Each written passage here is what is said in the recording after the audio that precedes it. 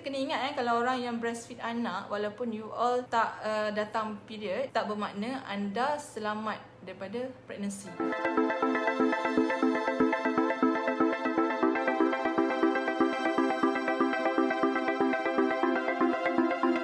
Sekali lagi bersama saya Dr. Mazlina daripada Poliklinik Mazlina Taman Perak Taman Sukadaya Johor Bahru. Okey, assalamualaikum semua. Apa khabar?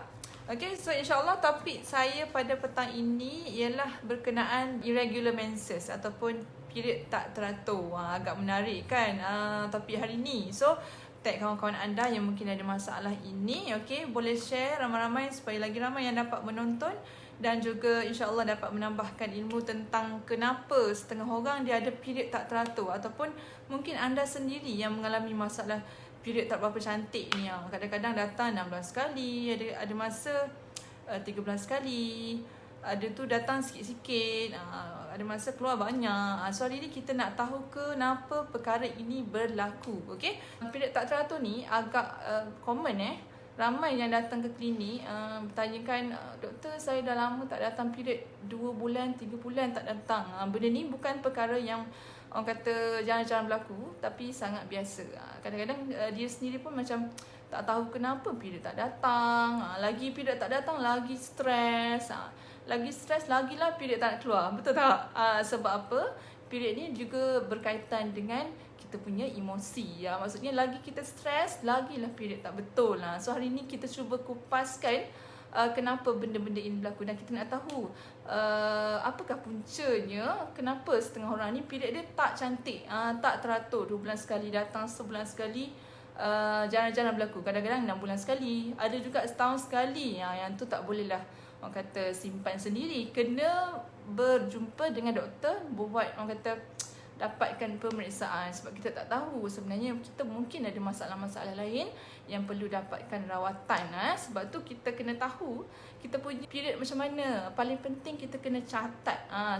So pada you all yang memang kata tak pernah catat period, so mulai pada hari ini, okay, silakan catat you all punya period, first day of first period lah kiranya, bukannya habis mandi wajib tu, first day keluar tu dikira sebagai orang kata kita nak tahu cycle kita ni macam mana. So sebelum kita pergi ke period tak teratur ni, kita kena tahulah macam mana yang dikatakan period yang teratur. Okay, so period yang teratur sepatutnya lebih kurang orang kata rata-rata 28 hari lah, 27-28 hari. Okay, akan tetapi yang paling orang kata sebenarnya period teratur ni dia antara 21 hari sampai 35 hari. Cycle dia kena macam tu 21 hingga 35 hari. So kalau dia datang kurang daripada 21 hari ataupun lebih daripada 35 hari, maksudnya dia tak berapa teratur. Okay, so kalau benda ni berlarutan, perlu berjumpa dengan doktor. Sebab rata-rata dia kena cycle antara 21 hingga 35 hari. Macam mana nak dapatkan, macam mana saya nak tahu saya punya cycle ni? That's why kita kena catat kita punya period ni. Paling senang sekarang apps je, download sahaja apps kan, period tracker, menstrual tracker, apa semua tu lah. Okay, so selalunya kalau period datang yang normal ni adalah antara 4 hingga 7 hari lah. Ada juga yang lama sikit, mungkin 10 hari, mungkin 12 hari. Okay, jarang-jarang dia melebihi 2 minggu. Okay, selalunya kalau dah melebihi 2 minggu ini, kita takut dia ada masalah lain lah. Mungkin dia ada fibroid. Yang tu kena check. Okay, so normally antara 4 hingga 6 ataupun 7 hari lah. Kalau sikit sangat pun dia kena check kenapa benda ni berlaku. Okay, so kita pergi kepada penyebab, punca-punca kenapa period tak teratur lah. Okay, yang pertama, okay, yang paling common biasa kalau patient datang, saya tak datang dah lama, bila check UPT negatif. Tapi bila kita orang kata tunggu-tunggu period tak datang, tunggu-tunggu tak datang, 2-3 bulan sama juga tak datang. Okay, so punca yang pertama ialah gaya hidup, faktor gaya hidup ataupun lifestyle factor. Okay, apa faktor gaya hidup ni? Yang pertama ialah extreme weight loss ataupun weight gain. Maksudnya dia punya berat badan tu tak normal. Dia bukan berada di BMI yang ideal lah. Sama ada dia terlalu underweight, terlalu kurus, ataupun melebihi berat badan ideal, overweight ataupun obese. Okay, so dua kata BMI yang tak normal ini, contoh underweight ataupun obesity ataupun overweight. Okay, so ia boleh mempengaruhi ketidakseimbangan hormon. Okay, dia akan menyebabkan ketidakseimbangan hormon dan akan mengganggu kitaran head cycle.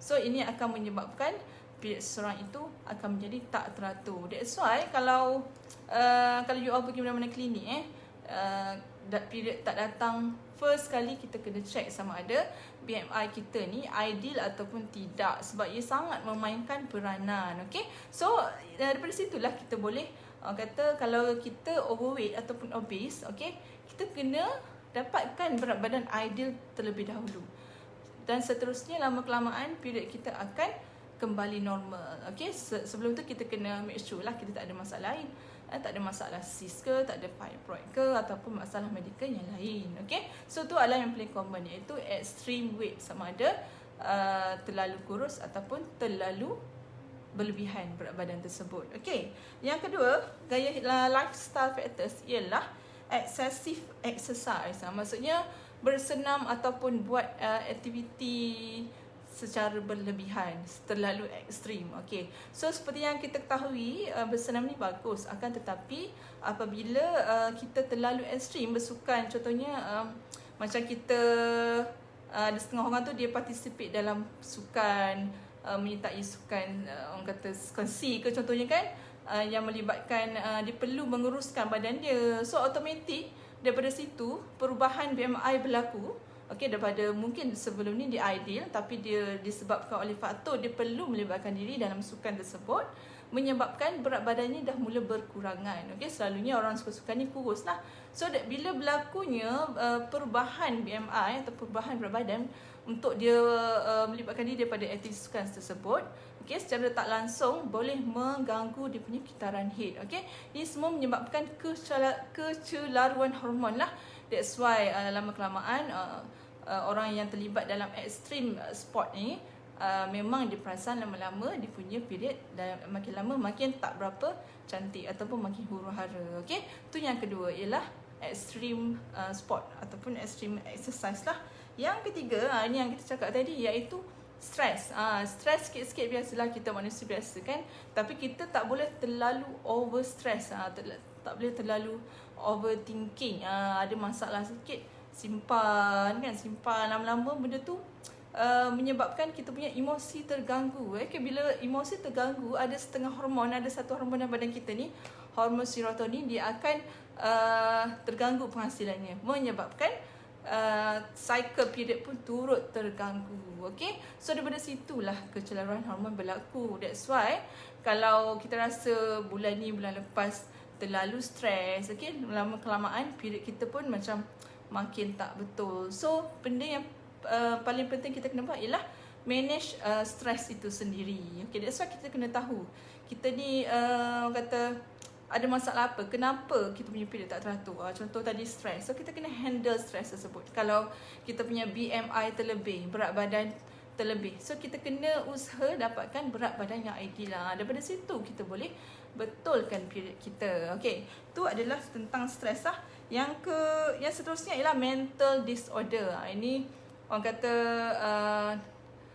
sebab setengah orang bila stres ke apa kan, dia boleh develop kepada mental problem lah, macam depression, anxiety. So semua ni boleh menyebabkan kecelaruan hormon dan boleh menyebabkan period dia tak teratur. Okay, so itu adalah punca yang pertama, yang paling common ataupun yang paling penting yang perlu kita tahu, iaitu lifestyle factor ataupun faktor gaya hidup. Okay, so faktor gaya hidup ni lah yang paling penting, sebab kita benda ni boleh ubah sebenarnya. Contoh tadi, kalau stres, kena handle stres.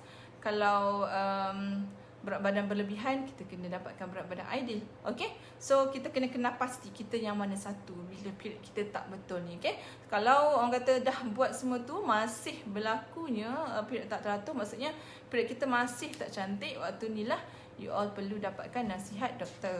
Okay, so yang seterusnya, selain daripada lifestyle factor, okay, period tak teratur ini boleh disebabkan juga oleh thyroid disorder, ataupun masalah thyroid. Okay, ada setengah orang dia ada bengkak kawasan depan leher ni. Okay, dia boleh jadi masalah thyroid lah.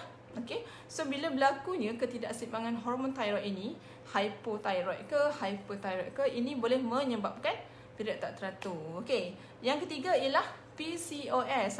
Kalau you all pernah dengar pasal PCOS, Polycystic Ovarian Syndrome. Ini saya pernah buat live dulu tentang PCOS. Okey. Kalau Polycystic Ovarian Syndrome ni dia sangat berkait rapat dengan period tak teratur. Kenapa? Sebab berlakunya ketidakseimbangan hormon lah. Okay. So biasanya kalau orang yang ada PCOS ini, dia berkait rapat juga dengan masalah ketidaksuburan. Okay. So you all yang mana satu yang orang kata kena jumpa doktor. Okay. Tak boleh buat diagnosis sendirilah. Aku rasa aku PCOS ni. Sebab PCOS ni kena didiagnose melalui scan. Okay. Melalui scan kita boleh tengok you all punya cyst tu, ovari tu mungkin terdapat banyak cyst. Okay. Kalau PCOS ni ataupun Polycystic Ovarian Syndrome ni, dia banyak telur tapi telurnya tak matang. Okay. Selalunya berkaitan dengan ketidaksuburan. Selalunya mungkin dah kahwin beberapa tahun masih tak dapat anak. Dan ada kaitan juga dengan BMI yang terutama, iaitu obesity. Okay. Dan bila kita buat ultrasound, adalah PCOS ni ataupun banyak cyst dalam dia punya ovari. Okay. Selalunya apa yang kita buat ialah banyaklah sebenarnya rawatan PCOS ni. Boleh bagi ubat kencing manis sebab dia ada kaitan dengan kerintangan insulin. Okay. So tak apa, itu yang ketiga lah, PCOS. Yang seterusnya, apakah punca-punca period tak teratur, ialah medical condition ataupun masalah perubatan. Tak semestinya masalah peranakan saja, ataupun hormon saja. Okay. Ia juga dipengaruhi oleh masalah penyakit yang tak terkawal. Contohnya kencing manis lah paling famous. So kencing manis yang tak terkawal boleh menyebabkan period pun tak teratur juga. Begitu juga dengan sakit jantung atau sakit-sakit penyakit-penyakit yang lain. Okay, itu adalah medical condition yang boleh memberi kesan kepada period tak teratur lah. Okay. Seterusnya ialah ubat-ubatan. Banyak juga ubat-ubatan kalau kita consume boleh mengganggu cycle period lah. Contohnya kalau orang tu ada thyroid tadi, dimakan anti-thyroid ataupun ubat thyroid, okay, dia boleh juga menyebabkan period tak teratur. Selain daripada ubat thyroid, ubat sawan, kalau orang tu ada sawan pun boleh menyebabkan period tak teratur. Ataupun dimakan ubat lain, contoh ubat untuk depression, antidepressant, ubat untuk kemoterapi kalau orang tu ada kanser. Okay, so semua ubat-ubatan ini boleh mempengaruhi cycle, kitaran period mereka. Okay, menyebabkan period tak teratur. Okay. Seterusnya, kondisi apakah lagi yang boleh menyebabkan period tak teratur ini? Okay. Seterusnya ialah cervical ataupun endometrial cancer ataupun kanser rahim lah paling famous, kanser rahim ataupun kanser pakar rahim. Okay. So biasanya kalau orang yang ada kanser rahim ataupun kanser pakar rahim ini, okay, biasanya pendarahannya bukan tak teratur tau, tapi dia ada macam kita panggil intermenstrual bleeding. In between period dia tu berlaku pendarahan lain. Maksudnya mungkin period cycle dia 28 hari. Okay, dah habis period yang pertama tu, seminggu lagi keluar lagi darah. Okay. Ataupun kalau mungkin late stage, dia boleh jadi macam period dia terlalu heavy menstruation lah. Okay. Selain daripada tu, boleh juga kalau kanser pakar rahim, okay, dia boleh berlaku pendarahan selepas bersama suami lah. Okay, bagi mereka yang dah berkahwin. Okay, tu mungkin tanda-tanda cervical cancer ataupun cancer cervix ataupun endometrial cancer. Okay, seterusnya yang lain, punca-punca kepada period tak teratur ialah kalau orang itu, kalau wanita tersebut dia memakan pil perancang. Kalau you all perasan, ada yang makan pil perancang, jadi period jadi tak berapa cantik. Betul. So yang tu kita tak perlu risaulah sebab kalau kita memang makan pil perancang dan tiba-tiba period tak normal, mungkin tak serasi. So you all perlu berbincang dengan doktor anda sama ada perlu tukar kepada kaedah merancang yang lain lah. Okay. So tu adalah salah satu punca period tak teratur juga, pil perancang. Seterusnya breastfeeding.